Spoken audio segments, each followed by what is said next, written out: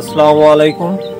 আমরা তৃতীয় দিনের কাজ করতে চলে আসছি মরমহাজির বাড়ির সামনে আংটিয়ারায়।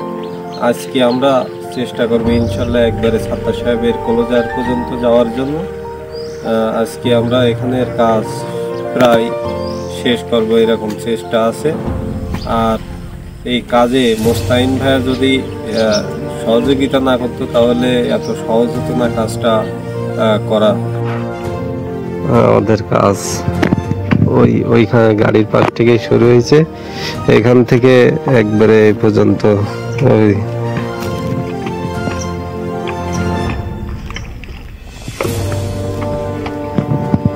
এই রাস্তা ঠিক না করলে দেখেন কি অবস্থা, ভ্যানও যাতে পারে না। ভ্যান এই মাত্রই খালে পড়ে গেছে,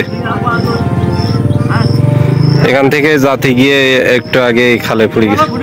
রাস্তার অবস্থা এখানে দেখেন, একটু আগে ভ্যানটা পড়ে গেছে সাইডের মাটি ভেঙে। দিকের কাজ শেষ, এবার আমরা সামনের দিকে যাব।